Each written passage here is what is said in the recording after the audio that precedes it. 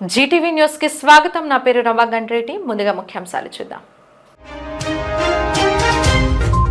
Mayor Peela అధ్యక్షతన ప్రశాంతంగా జరిగిన జీవీఎంసీ కౌన్సిల్ సమావేశం. హాజరైన కార్పొరేటర్లు, ఎమ్మెల్యేలు, ప్రతినిధులు.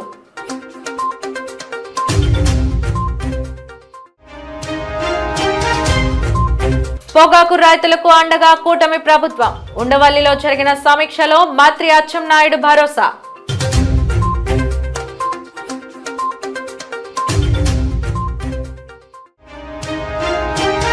రాష్ట్రంలో అరాచకం విలేతాండవం చేస్తుంది. విలేకరుల సమావేశంలో మాజీ మంత్రి శైలజనాథ్ ఆరోపణ.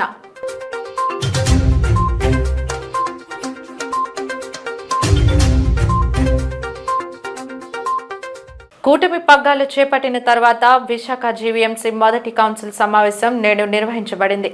మేయర్ పీలా శ్రీనివాసరావు అధ్యక్షతన జరిగిన సమావేశంలో మొదటగా సంతాప తీర్మానం ప్రవేశపెట్టారు. పెహల్గాం ఉగ్రదాడి వ్యతిరేకిస్తూ ముష్కరుల చేతిలో మృతి చెందిన పర్యాటకులకు, యుద్ధంలో ప్రాణాలు కోల్పోయిన జవాన్లకు కూడా నివాళులు అర్పించారు.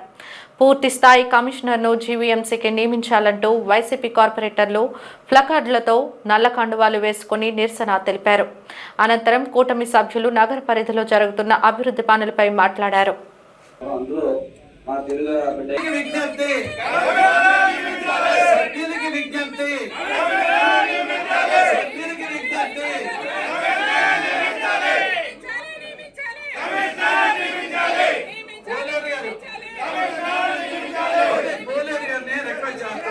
గౌరవ మేయర్ గారు 0 అవర్ని కంటిన్యూ చేసి సుమారు 2 అవర్స్ 15 మినిట్స్ 0 అవర్ని కంటిన్యూ చేయడం జరిగింది. దాంట్లో పలు సమస్యలు అన్ని జీవీఎంసీ అంటే 98 వార్డులతోటి కూడిన వ్యవహారం కాబట్టి డిఫరెంట్ కార్పొరేటర్స్ డిఫరెంట్ సమస్యలు కూడా మేయర్ గారి దృష్టికి తీసుకురావటము, అట్లాగే కమిషనర్ గారు దృష్టికి తీసుకురావటం జరిగింది. అట్లాగే ముఖ్యంగా జీవీఎంసీ ఇది ఒక పెద్ద విశాఖపట్నం అనేది ఒక పెద్ద ప్రదేశము, అట్లాగే పెద్ద సిటీ. దీంట్లో జీవీఎంసీ ప్రముఖ పాత్ర డెవలప్మెంట్లో వహిస్తుంది. దీనికి జీవీఎంసీగా కమిషనర్ గారు లేకపోవటం అనేది కొంచెం బాధాకరమైన విషయం అని చెప్పి చాలామంది వక్తలు చెప్పడం జరిగింది. అట్లాగే తప్పనిసరిగా గౌరవ మంత్రివర్యులు లేకపోతే ముఖ్యమంత్రి గారు జీవీఎంసీ కమిషనర్ గారిని ఎవరో ఒకరిని అపాయింట్ చేయవలసిందిగా అందరూ కోరటం జరిగింది. కొంత గోస్ట్ ఎంప్లాయీస్ ఉన్నారు. గోస్ట్ ఎంప్లాయీస్ అంటే ఎవరు ఉంటారంటే లేకంటేనే జీతాలు తీసుకెళ్తున్నటువంటి వారు ఉన్నారు. వాళ్ళ మీద ముందుగా యాక్షన్ ఇనిషియేట్ చేయమని చెప్పి తెలియజేశారండి.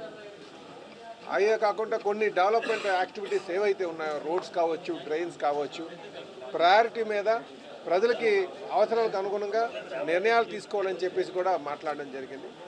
దీంతోపాటు వారు విశాఖపట్నం మీద దృష్టి సారించాలని చెప్పేసి మరి గౌరవ ఎంపీ గారు అంటే వారికి కూడా చెప్పడం కూడా సమాధానం కూడా చెప్పడం జరిగింది. ముఖ్యంగా విశాఖపట్నం మీద చాలా టాప్ ప్రయారిటీ మీద ఇక్కడ డెవలప్మెంట్ యాక్టివిటీస్ తీసుకుంటున్నామని ఈరోజు మరి రైల్వే సౌత్ కోస్ట్ రైల్వే జోన్కి అనౌన్స్ చేయడం, దానికి జీఎంని మాతృగారిని తీసుకురావడం, సుమారు 149 కోట్లతో 9 అంతస్తులకి 54 ఎకరాలు ఇవ్వడం, ఇది చాలా శుభపరిణామం అని చెప్పేసి కౌన్సిల్ ద్వారా తెలియజేశామండి.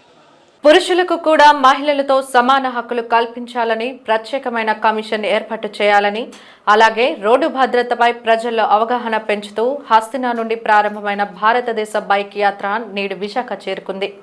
ఇద్దరితో ప్రారంభమైన యాత్ర వివిధ ప్రాంతాల వారిని కలుపుకుంటూ ముందుకు సాగుతుంది.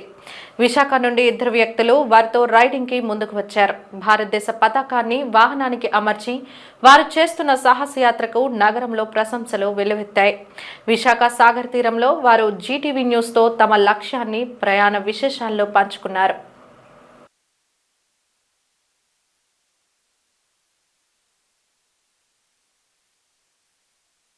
ये राइड की थी rides for man commission 34 day में 15,000 kilometre all over world 36 world record ride for man commission. इस राइड का मेन पर्पज़ है कि मैन कमीशन बनना चाहिए।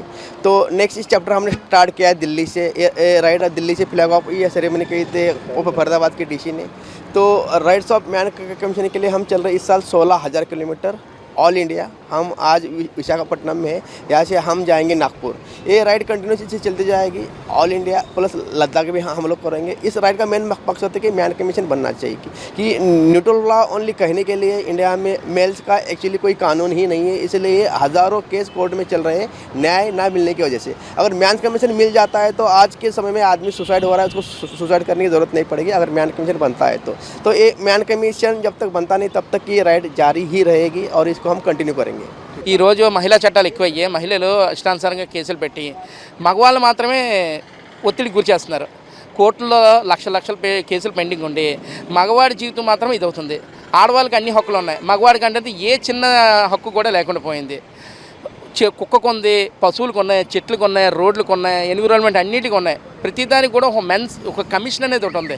కానీ పురుషులకంటూ ఏ విధమైన కమిషన్ లేదు. దీన్ని పురుషుడి తాలూకా బాధని అర్థం చేసుకునేది ఏదీ లేదు భారతదేశంలో మాత్రమే.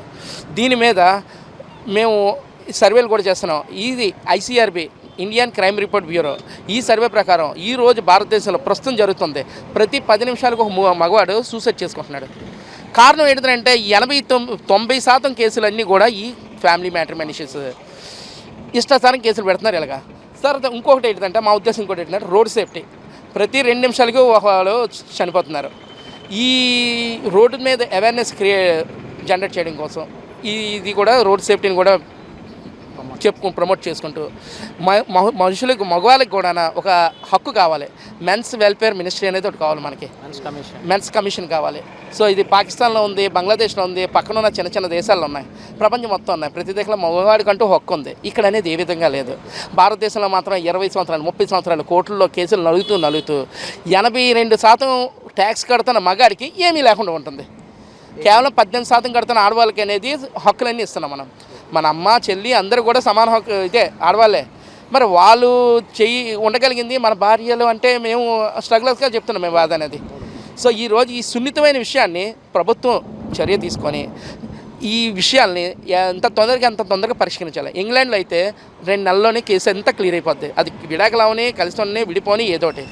ఇక్కడ 20 సంవత్సరాలైనా అవ్వట్లేదు. దీనివల్ల మగవాడి తాలూకు ఇదేముంది, ఆడు ఒత్తిడిలో లోనయ్యి ఆడు సమాజానికి ఉపయోగపడట్లేదు, వీడు కుటుంబానికి ఉపయోగపడలేకపోతున్నాడు. కోర్టులో పెండింగ్ కేసులు వస్తుంది.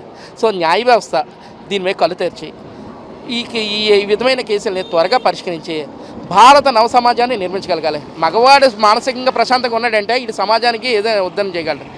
మీరు మీ వృత్తిలో, మేము మా వృత్తిలో, అందరూ వృత్తిలో చేస్తే ఒక కుటుంబం సకుటుంబంగా పెరుగుతుంది. వసుదైక కుటుంబాన్ని మన భారతదేశం ఎన్నో చెప్తున్నాం, కానీ ఈ విషయాల్లో ఇక్కడే కుటుంబం మీద ఎక్కువ ఈ ఒత్తిడి జరిగి కుటుంబాలు విచ్ఛిన్నాలు అయిపోతున్నాయి. విశాఖపట్నం ఫ్యామిలీ హార్మోనీ అనేసి మన విశాఖపట్నంలో వస్తుంది.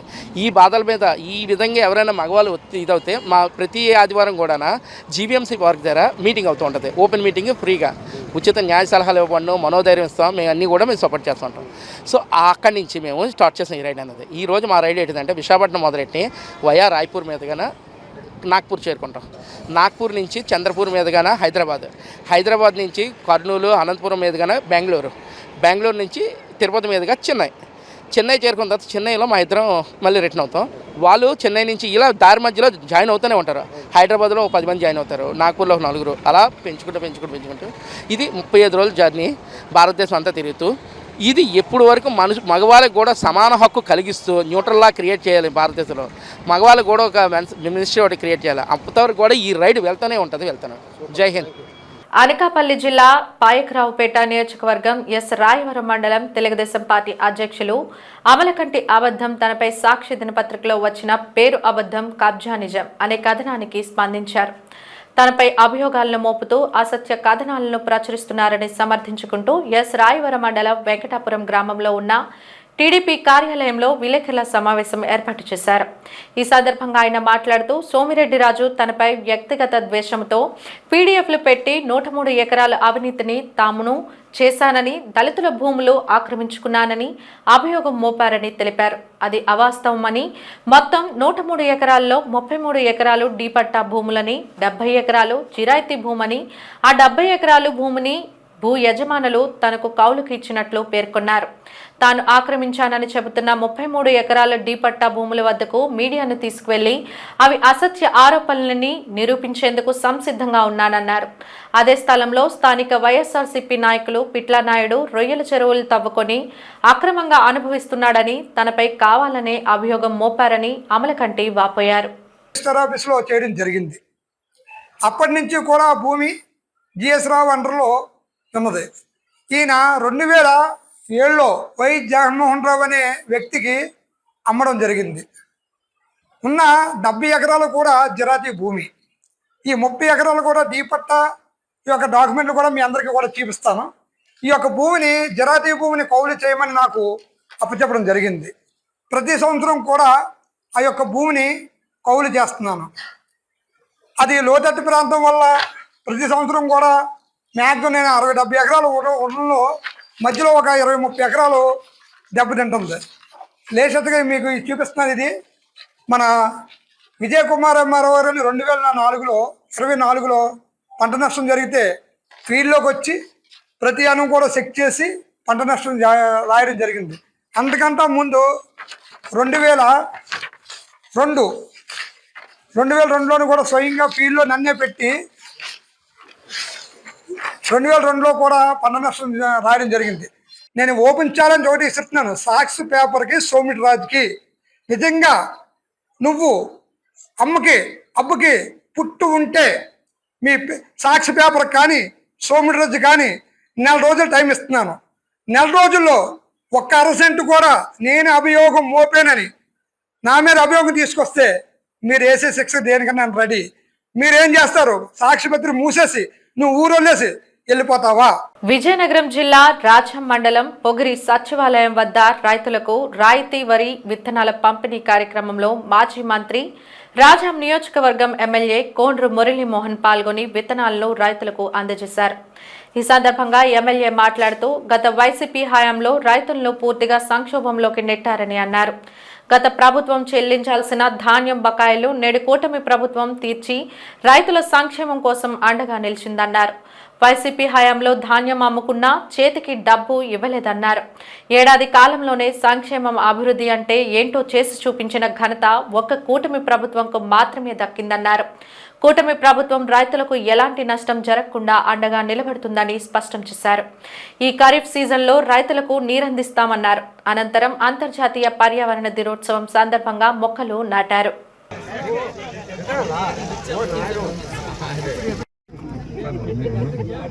మరి వచ్చిన వెంటనే 3000 ఉన్న పెన్షన్ 4000 చేశాం. సంవత్సరానికి రమారమి 32,000 కోట్ల రూపాయలు ఈ పెన్షన్ కి పెడుతున్నాం. సంవత్సరానికి అంటే దగ్గర 2,800 కోట్ల రూపాయలు నెల ప్రభుత్వ ఉద్యోగాలకు ఏ విధంగా జీతం ఇస్తున్నామో ఆ విధంగా ఈరోజు పెన్షన్లు ఇస్తున్నాం. 4,000 రూపాయలు ఈ దేశంలో ఏ ప్రభుత్వం కూడా ఇంత పెద్ద ఎత్తున ఇంత పెద్ద మొత్తాన్ని ఇవ్వడం కూడా ఏ రాష్ట్ర ప్రభుత్వంలో లేదని సందర్భంగా తెలియజేస్తున్నాం.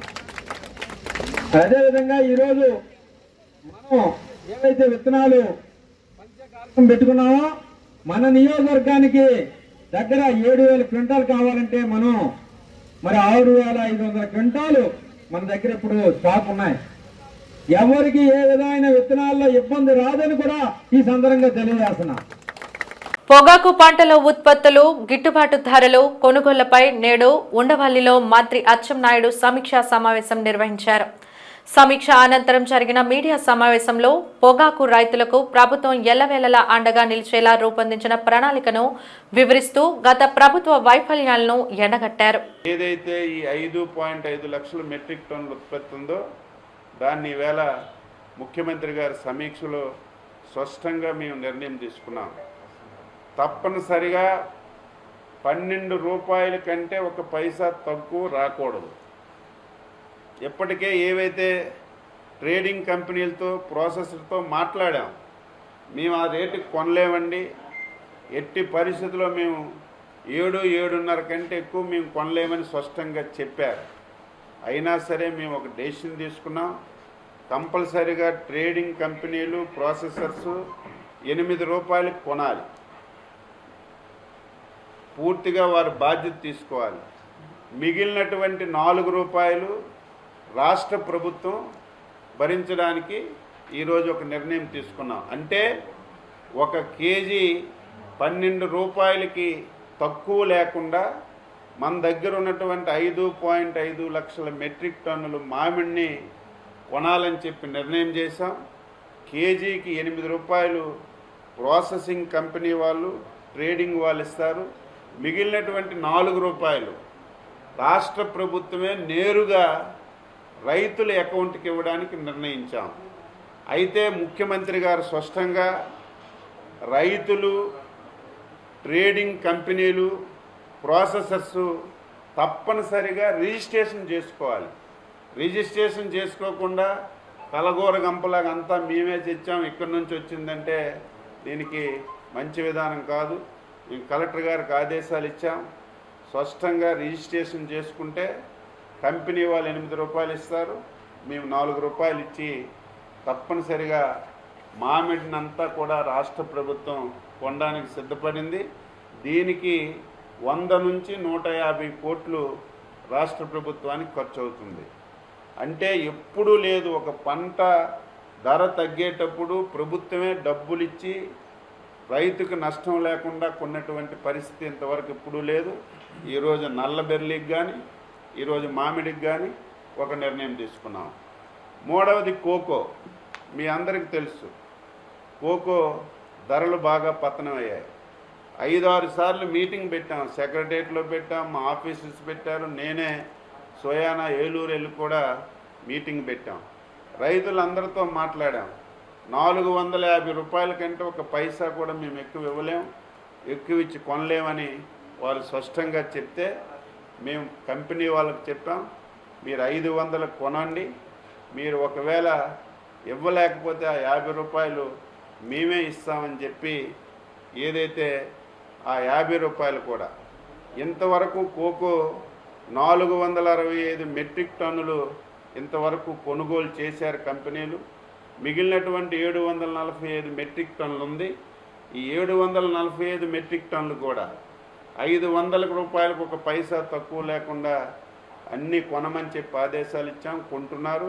బహిరంగ ప్రదేశాల్లో మద్యం సేవిస్తే చట్టపరమైన చర్యలు తీసుకుంటామని పెందుర్తి సర్కిల్ ఇన్స్పెక్టర్ సతీష్ మందుబాబులకు హెచ్చరించారు.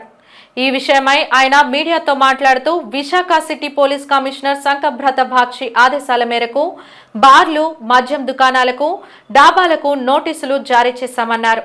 ఎవరైనా బహిరంగ ప్రదేశాల్లో మద్యం, పొగతాగుట చేసినట్లయితే పెందుర్తి పోలీసుల దృష్టికి తీసుకొచ్చినట్లయితే తక్షణమే వారిపై చట్టపరమైన చర్యలు తీసుకుంటామని తెలియజేశారు.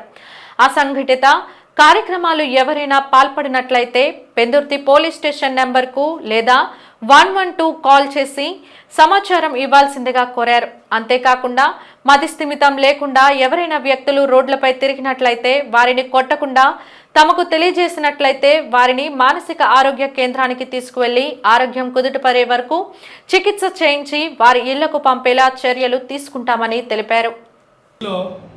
అన్ని రకాల ప్రజలు ఉంటారు. అంటే బయట నుంచి వచ్చిన మైగ్రేట్ అయిన చుట్టుపక్కల జిల్లాల నుంచి అనకాపల్లి, విజయనగరం, విశాఖపట్నం నుంచి వచ్చి వర్క్ చేసుకుని ఉంటారు. అదే వ్యాపారపరంగా స్థిరపడిన వాళ్ళు ఉంటారు. ఈ క్రమంలోనే ఏదైనా అసహ్య కార్యకలాపాలు జరగకుండా కొన్ని మేము చర్యలు చేపడుతున్నాం. దీంట్లో భాగంగా మొదటిగా రాత్రిపూట గస్తీ పెంచాం.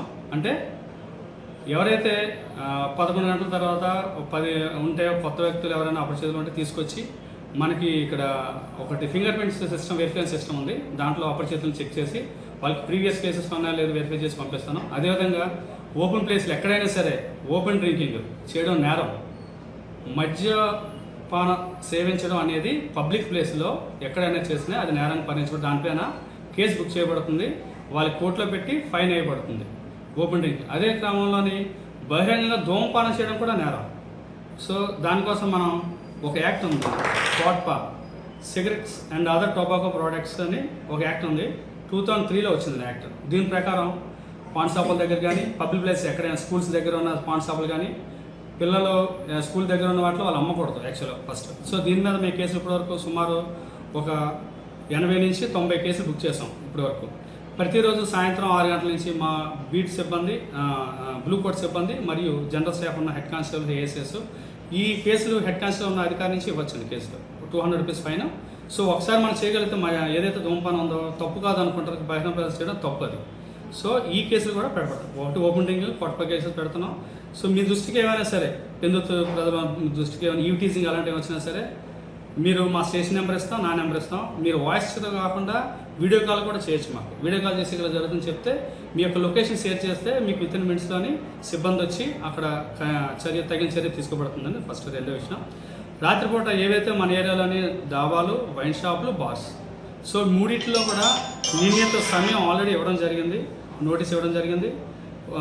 ఎంతవరకు వైన్ షాపులు 10 o'clock, బార్స్ అనేది ఆ నిర్ణీత సమయం క్లోజ్ చేయాలి. అది దాడి క్లోజ్ చేయకపోతే చర్యల ప్రకారం ఎక్సైజ్ వాళ్ళ సిబ్బంది తెలిపి మేము ఏదైనా చట్టపరమైన చర్యలు తీసుకుని నోటీస్ ఆల్రెడీ ఇవ్వడం జరిగింది వారికి. ఉత్తరాంధ్ర ప్రజల చిరకాల వాంఛ రైల్వే జోన్కి పనులు ప్రారంభమయ్యాయని టీడీపీ జిల్లా అధ్యక్షులు గండి బాబ్జీ తెలిపారు. ఈ మేరకు విశాఖ టీడీపీ కార్యాలయంలో ఏర్పాటు చేసిన విలేకరుల సమావేశంలో ఆయన మాట్లాడుతూ రైల్వే జోన్ మేనేజర్గా సందీప్ మాలుని నియమించడం జరిగిందని, 50 ఎకరాల విస్తీర్ణంలో 9 అంతస్తుల భవన నిర్మాణానికి చేసుకున్న శంకుస్థాపన పనులు ఇక నుండి చకచక జరుగుతాయని ఆయన తెలిపారు. నిన్ననే మన జోడికి ఒక జోనల్ మేనేజర్ని కూడా సందీప్ మాధవ్ అనే అతను నియమించడం జరిగింది. ఇది కాకుండా మనం జోన్కి సుమారు వాళ్ళు అడిగిన భూమి 50 ఎకరాలు ఇచ్చిన తర్వాత శంకుస్థాపన కూడా చేయడం జరిగింది. శంకుస్థాపన చేసి సుమారు 149.50 కోట్ల రూపాయలతో 9 అంతస్తుల రైల్వే జోన్ బిల్డింగ్ని కడుతున్నాం. సో దీని ద్వారా మనం ఇవాళ ఈ అపాయింట్మెంట్ ద్వారా మాధుర్ గారి ద్వారా ఈ రైల్వే జోన్ ప్రారంభించడం మొదలైనట్టే లెక్కే. ఇంకా ఆయన కింద కావాల్సిన స్టాఫ్, మిగతా ఆఫీస్ అంతా కూడా రన్ అవ్వడానికి కావాల్సిన హంగామా అంతా కూడా ఒకటి చేరుకుంది. సో ఈ సందర్భంగా కొన్ని విషయాలు మనం చెప్పక తప్పదు. మనకన్నా ముందు మరి 1924 మధ్యలో జగన్ ప్రభుత్వం ఈ విశాఖపట్నాన్ని మేము జోలి తీసుకొస్తాం, ఎన్నో ఉద్యోగాలు తెస్తాం అని రకరకాల మాయమాటలు చెప్పి ఆ 5 సంవత్సరాలు కనీసం నోరు విప్పని అవకాశం కూడా తీసుకోలేకుండా ఈ విశాఖపట్నానికి రావాల్సిన ప్రాజెక్టులన్నీ కూడా వదిలేశారు. ఆ రోజు ఆ ముఖ్యమంత్రి మహానుభావుడు జగన్మోహన్ రెడ్డి లాలూచి వలన కేంద్ర ప్రభుత్వం ఒక్క ప్రాజెక్ట్ అంటే ఒక ప్రాజెక్టు కానీ ఈ విశాఖపట్నానికి కానీ మన రాష్ట్రానికి కానీ ఇవ్వడం జరగలేదు. సో ఈ డిఆర్ఎంలన్నీ కూడా మనకి అందుబాటులో ఉండే అవకాశం ఉంటుంది. వాళ్ళ ద్వారా కొన్ని సౌకర్యాలు పొందొచ్చు. రాష్ట్రంలో హత్యలు, అత్యాచారాలు మితిమీరిపోతున్నాయని, చిన్న పెద్ద వ్యత్యాసం లేకుండా మృగాలు పాల్పడుతున్న అత్యాచార సంఘటనలు వింటుంటే కడుపు తరుక్కుపోతోందని మాజీ మంత్రి, వైసీపీ నాయకులు సాకే శైలజానాథ్ ఆవేదన వ్యక్తం చేశారు. మానవతా విలువలు కోల్పోతూ ఘటనలపై రాజకీయ రంగు పులుముతున్న కూటమి నాయకుల తీరు సరిలేదని, ఇప్పటికైనా రాష్ట్రంలో లా అండ్ ఆర్డర్ ని పటిష్టంగా అమలు చేయాలని వారు కోరారు. అసాంఘిక చర్యల యొక్క వాతావరణం ఈ రాష్ట్రంలో అక్కడక్కడ కనపడతా ఉంది, ప్రస్ఫుటంగా బయటకు వస్తూ ఉంది.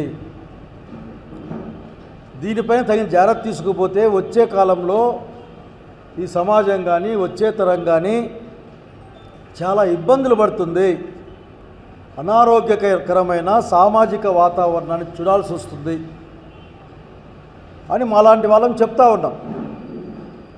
కానీ దీన్ని ఎవరు పట్టించుకున్న పాపాన పోవడంలే. ఎవరికి వాళ్ళు ఏదో తాము చేసేదే గొప్ప కార్యమైతే మంచిదే. ఇప్పటికే ఆంధ్రప్రదేశ్ రాష్ట్రం దాడులతోనూ హత్యాచార ప్రయత్నాలతోనూ చివరికి అనంతపురం టౌన్లో కూడా అటువంటి సంఘటన జరగడానికి స్కెచ్ గీయబడింది అని చెప్పిన ఒక నేపథ్యంలో ఈ రాష్ట్ర వ్యాప్తంగా 186 పైగా అత్యాచారాలకు సంబంధించిన కేసులు ఉన్నాయని, మంగళగిరి దగ్గర అట్లాగే ఆ పాయకరావుపేటలో ఇక్కడక్కడే చాలా చూస్తూ వచ్చినాం. పిఠాపురంలో కూడా చివరికి ఆ సంఘటన ఒకసారి నేను కొద్దిగా మానవీయ కోణం నుంచి బాధ్యతాయుతంగా ఆలోచించమని కోరుతా ఉన్నా. చాలా చిన్నగా కనిపిస్తూ ఉంది. వాళ్ళకంత కడుపులోంచి బాధ వస్తూ ఉంది. ఏంది ఇది? ఒక 9వ తరగతి క్లాస్ చదువుకునే అమ్మాయి,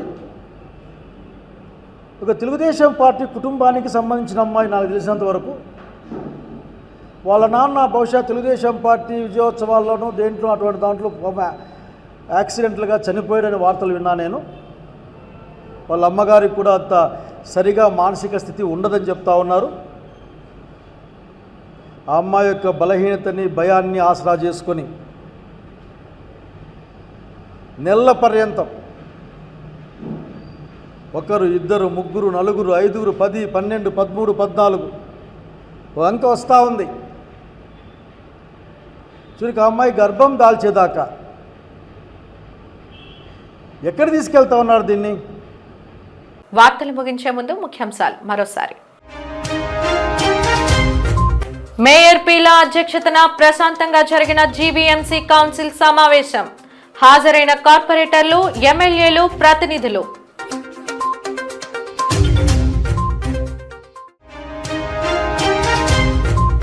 పొగాకు రైతులకు అండగా కూటమి ప్రభుత్వం. ఉండవల్లిలో జరిగిన సమీక్షలో మంత్రి అచ్చెన్నాయుడు భరోసా.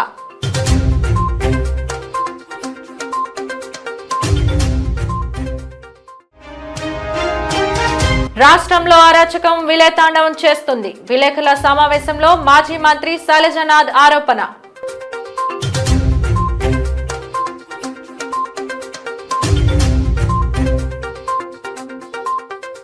జీటీవీ న్యూస్ ఇంతటితో సమాప్తం.